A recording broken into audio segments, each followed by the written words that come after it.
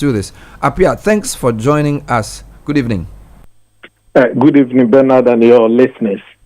So this whole thing started a few months back. On 7 September, the minister announced that a new stakeholder committee comprising all sides has been set up. So we're looking with expectation for this announcement. What is your initial reaction to what the minister said? Okay, so my initial reaction is that what the minister said is not anything new.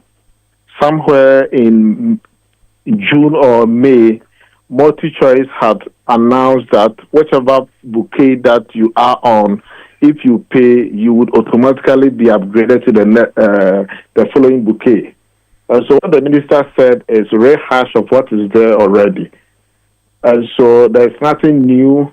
We were hoping that the minister would tell us something different from what consumers are currently enjoying. Well, the minister's team would say this is a 3-month period sort of proposal awaiting further review as against what we had in the past, which was just for 1 month. Should that not be a good starting point for this? And if it's so, then the minister need not to have even quantified the gains in terms of the value gains, because this is not something new. And so the minister should have said that work is ongoing, and then after 2 or 3 months' time, we expect to get a better relief for consumers. And so what the minister said is not what the consumers were hoping for. And then let me say that, look, though the minister said that whichever bouquet that you are on, you'll be upgraded. For example, if someone is with, let's say, compact, the person likes the compact bouquet, and by upgrading the person to the next bouquet and keeping the tariff at the same band, the person may not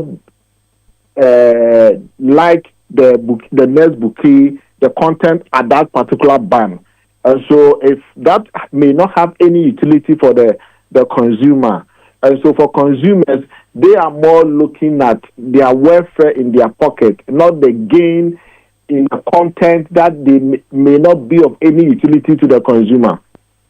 But to the extent that he announced that this is for both existing and new customers, one can analyze this by saying, if I choose to pay lower for the same Compact Plus, I would still get the same product. So for example, Premium is $865, Compact Plus is $570, and Compact is $380.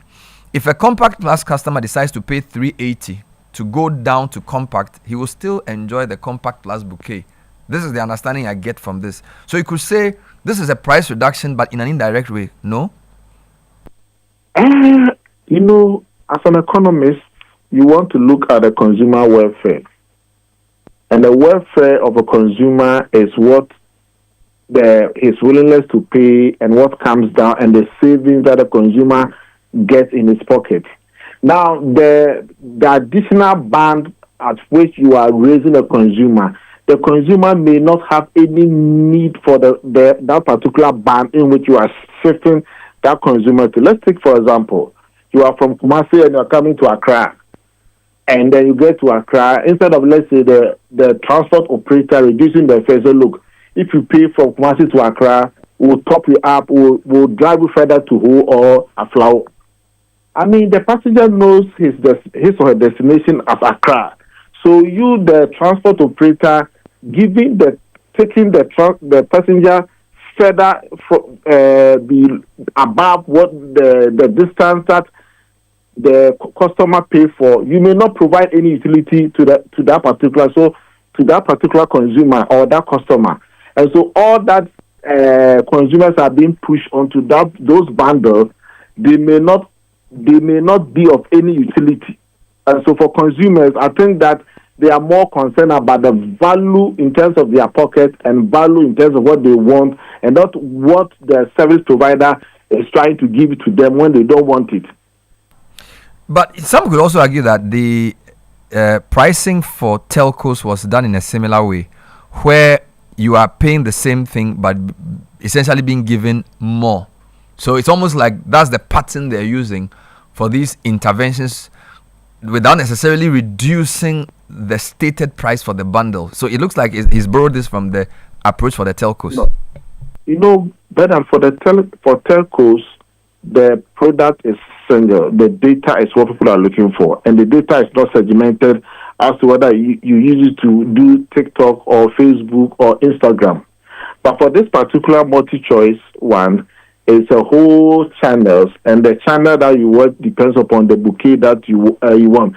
So people in paying for settling for a bouquet look for what they want to watch. Me, for example, I'm in a compact plus. I don't like the premium, and so if you upgrade me to premium, I may not like anything the premium content. So like you are forcing me to stay in a band which I may not like, and try to keep the price at that particular level. All right, let's talk to Charles already. Stay on the line. I'll come back to you, Apia, on other matters, including the controversial issues of Ghanaians using Nigeria DSTV. But the Deputy Ranking Member for the Information and Communications Committee and MP for Ibrahim is on the line. Honorable Charles Oredu, thanks for